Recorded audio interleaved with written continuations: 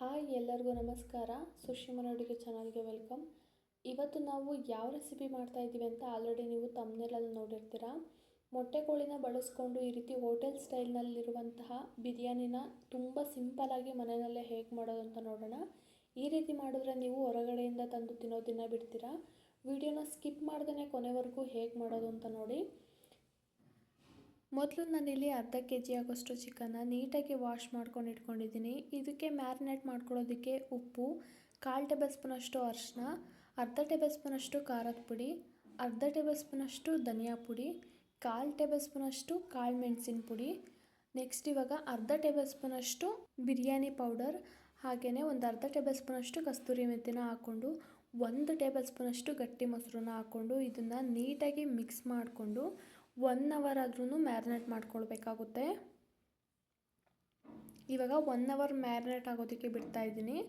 ಅಷ್ಟರಲ್ಲಿ ನಾನು ಮಸಾಲನ ರುಬ್ಕೊಳ್ಳೋದಕ್ಕೆ 1 ಹಿಡಿ ಆಗೋಷ್ಟು ಕೊತ್ತಂಬರಿ ಸೊಪ್ಪು, ಸ್ವಲ್ಪ ಪುದೀನ, ಖಾರಕ್ಕೆ ಬೇಕಾಗಿರೋಷ್ಟು ಹಸಿಮೆಣಸಿನ್ಕಾಯಿ, ಚಕ್ಕೆ, ಕಾಳುಮೆಣಸು, ಲವಂಗ, ಹಾಗೆಯೇ 1 ಗಿಡ್ಡೆ ಆಗೋಷ್ಟು ಬೆಳ್ಳುಳ್ಳಿ, 1 ಇಂಚ್ ಆಗೋಷ್ಟು ಶುಂಠಿನ ತೊಗೊಂಡಿದ್ದೀನಿ. ಇವಾಗ ಇದನ್ನೆಲ್ಲ ಒಂದು ಮಿಕ್ಸರ್ ಜಾರಿಗೆ ಹಾಕ್ಕೊಂಡು ರುಬ್ಕೊಳ್ಬೇಕಾಗುತ್ತೆ. ಈಗ ಸ್ವಲ್ಪ ನೀರನ್ನ ಹಾಕ್ಕೊಂಡು ಇದನ್ನು ರುಬ್ಬಿಟ್ಕೊಂಡಿದ್ದೀನಿ. ಒಗ್ಗರಣೆಗೆ ನಾನು 1 ಮೀಡಿಯಮ್ ಸೈಜ್ ಈರುಳ್ಳಿ, 1 ಹಸಿಮೆಣಸಿನ್ಕಾಯಿ, 1 ಮೀಡಿಯಮ್ ಸೈಜ್ ಟೊಮೊಟೊ, ಹಾಗೆಯೇ ನಿಂಬೆಹಣ್ಣನ್ನು ತೊಗೊಂಡಿದ್ದೀನಿ. ನೆಕ್ಸ್ಟ್ ಇವಾಗ ಒಂದು ಕುಕ್ಕರ್ನ ಇಟ್ಟು ಇದಕ್ಕೆ 3 ಇಂದ 4 ಟೇಬಲ್ ಸ್ಪೂನಷ್ಟು ಎಣ್ಣೆ ಹಾಕ್ಕೊಂಡು ಎಣ್ಣೆ ಚೆನ್ನಾಗಿ ಕಾಯ್ದ ನಂತರ ನಾನಿಲ್ಲಿ ತೋರಿಸ್ತಿರುವಂಥ ಸ್ಪೈಸಸ್ನ ಹಾಕ್ಕೊಂಡಿದ್ದೀನಿ. ಹೆಚ್ಚಾಗಿ ಏನೂ ಹಾಕ್ಕೊಂಡಿಲ್ಲ. ಕಸ್ತೂರಿ ಮೇಥಿ, ಹಾಗೆಯೇ ಪಲಾವ್ ಎಲೆ, ಚಕ್ಕೆ, ಲವಂಗ, ಕಲ್ಲು ಹೂವು, ಸ್ಟಾರ್ ಹೂವು, ಇಷ್ಟೆಲ್ಲ ಹಾಕ್ಕೊಂಡಿದ್ದೀನಿ. ನೀವು ಇನ್ನೂ ಸ್ಪೈಸಸ್ ಏನಾದರೂ ಬೇಕು ಅಂತಂದರೆ ಎಕ್ಸ್ಟ್ರಾ ಹಾಕ್ಕೊಳ್ಬೋದು. ಇದನ್ನು ಸ್ವಲ್ಪ ಘಮ ಬರೋವರೆಗೂ ಫ್ರೈ ಮಾಡ್ಕೊಳ್ಬೇಕಾಗುತ್ತೆ. ಅದಾದ ನಂತರ ನಾನು 1 ಹಸಿಮೆಣ್ಸಿನ್ಕಾಯಿನ ಹಾಕ್ಕೊಳ್ತಾ ಇದ್ದೀನಿ. ನೀವು ಬೇಕು ಅಂದರೆ ಜಾಸ್ತಿ ಕೂಡ ಹಾಕ್ಕೊಳ್ಬೋದು. ನೆಕ್ಸ್ಟ್ ಇವಾಗ ಮೊದಲೇ ಹೆಚ್ಚಿಟ್ಕೊಂಡಿರುವಂತಹ ಈರುಳ್ಳಿನ ಹಾಕ್ಕೊಳ್ತಾ ಇದ್ದೀನಿ. ಇದನ್ನು ಕಲರ್ ಚೇಂಜ್ ಆಗೋವರೆಗೂ ನೀಟಾಗಿ ಫ್ರೈ ಮಾಡ್ಕೊಳ್ಬೇಕಾಗುತ್ತೆ.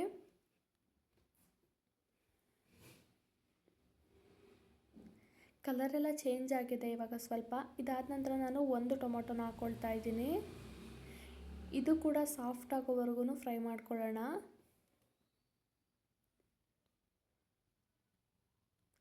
ಇದೆಲ್ಲ ಇವಾಗ ಸಾಫ್ಟ್ ಆದ ನಂತರ ನಾನು ಮ್ಯಾರಿನೇಟ್ ಮಾಡಿ ಇಟ್ಕೊಂಡಿರುವಂತಹ ಚಿಕನ್ನ ಹಾಕ್ಕೊಳ್ತಾ ಇದ್ದೀನಿ.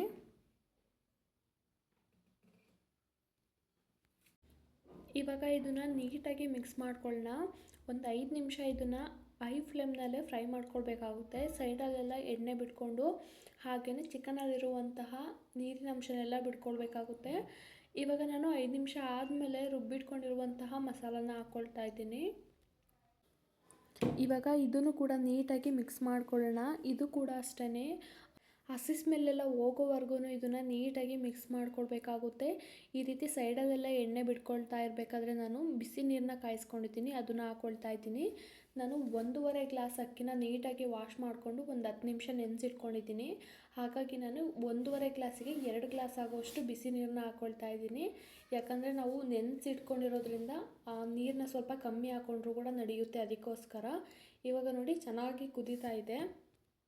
ಈ ಟೈಮಲ್ಲಿ ಲಿಡ್ನ ಕ್ಲೋಸ್ ಮಾಡಿಕೊಂಡು 2 ವಿಷಲ್ನ ಕೂಗಿಸ್ಕೊಳ್ತಾ ಇದ್ದೀನಿ. ಮೊಟ್ಟೆ ಕೋಳಿ ಆಗಿರೋದ್ರಿಂದ ಬೇಗ ಬೇಯೋದಿಲ್ಲ, ಅದಕ್ಕೋಸ್ಕರ ನಾನು ಮೊದಲೇ 2 ವಿಷಲ್ನ ಕೂಗಿಸ್ಕೊಳ್ತಾ ಇದ್ದೀನಿ. ನೆಕ್ಸ್ಟ್ ಇವಾಗ 2 ವಿಷಲ್ ಆಗಿದೆ.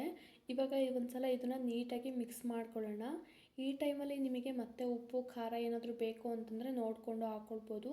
ಇವಾಗ ಮತ್ತೆ ಗ್ಯಾಸ್ನ ಆನ್ ಮಾಡಿಕೊಂಡು ಈ ರೀತಿ ಕುದೀತಾ ಇರಬೇಕಾದ್ರೆ ಅರ್ಧ ನಿಂಬೆ ರಸನ ಹಾಕ್ಕೊಳ್ತಾ ಇದ್ದೀನಿ. ನಿಂಬೆ ರಸನ ಹಾಕ್ಕೊಳ್ಳೋದ್ರಿಂದ ಟೇಸ್ಟ್ ತುಂಬಾ ಚೆನ್ನಾಗಿರುತ್ತೆ. ನೆಕ್ಸ್ಟ್ ಇವಾಗ ಸ್ವಲ್ಪ ಕೊತ್ತಂಬರಿ ಸೊಪ್ಪನ್ನು ಕೂಡ ಹಾಕ್ಕೊಳ್ತಾ ಇದ್ದೀನಿ. ನಿಮಗೆ ಬೇಕು ಅಂತಂದರೆ ಸ್ವಲ್ಪ ತುಪ್ಪನೂ ಕೂಡ ಹಾಕ್ಕೊಳ್ಬೋದು. ಆಗಲೇ ನಾನು ಹೇಳ್ದಂಗೆ ನೆನೆಸಿಟ್ಕೊಂಡಿರುವಂತಹ ಅಕ್ಕಿನೂ ಕೂಡ ಹಾಕ್ಕೊಳ್ತಾ ಇದ್ದೀನಿ.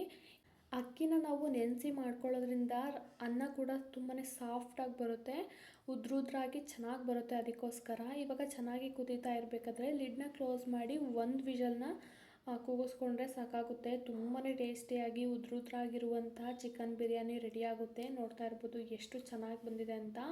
ನೋಡಿ ಇವಾಗ ನೀಟಾಗಿ ಮಿಕ್ಸ್ ಮಾಡ್ಕೊಳ್ಳೋಣ. ನೀವೇ ನೋಡ್ತಾ ಇದ್ರಲ್ಲ ಎಷ್ಟು ಉದ್ರಾಗಿ ಚೆನ್ನಾಗಿ ಬಂದಿದೆ ಅಂತ ರೈಸು ಕೂಡ.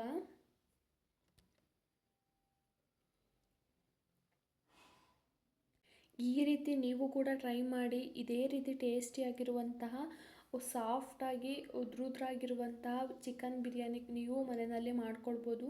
ಹೊರಗಡೆಯಿಂದ ತಂದು ತಿನ್ನೋದಕ್ಕಿಂತ ಈ ರೀತಿ ಮನೆಯಲ್ಲೇ ಸಿಂಪಲಾಗಿ ಮಾಡ್ಕೊಳ್ಳಿ. ಮಕ್ಕಳು ಕೂಡ ತುಂಬಾ ಇಷ್ಟಪಟ್ಟು ತಿಂತಾರೆ. ಹಾಗೆ ನೀವು ನಿಮ್ಮ ಕೈಯಾರೆ ಮಾಡಿಕೊಡೋದ್ರಿಂದ ಅವರು ಕೂಡ ತುಂಬಾ ಖುಷಿ ಆಗ್ತಾರೆ, ತುಂಬಾ ಇಷ್ಟಪಟ್ಟು ತಿಂತಾರೆ. ನಾನಿವಾಗ ಒಂದು ಪ್ಲೇಟ್ನಲ್ಲಿ ಸರ್ವ್ ಮಾಡ್ಕೊಳ್ತಾ ಇದ್ದೀನಿ. ನೋಡಿ ಎಷ್ಟು ಚೆನ್ನಾಗಿ ಬಂದಿದೆ ಅಂತ. ಟೇಸ್ಟ್ ಅಂತೂ ತುಂಬಾ ಚೆನ್ನಾಗಿದೆ. ನೀವು ಕೂಡ ಟ್ರೈ ಮಾಡಿ, ಹೇಗೆ ಬಂದಿತ್ತು ಅಂತ ಕಮೆಂಟ್ ಮಾಡಿ. ಇದಕ್ಕೆ ಯಾವುದೇ ಶೇರ್ವ ಆಗಲಿ ಅಥವಾ ಯಾವುದೇ ಮೊಸರು ಬಜ್ಜಿ ಏನು ಬೇಡ, ಹಾಗೆಯೇ ತುಂಬಾ ಚೆನ್ನಾಗಿರುತ್ತೆ, ತುಂಬಾ ಟೇಸ್ಟಿಯಾಗಿರುತ್ತೆ.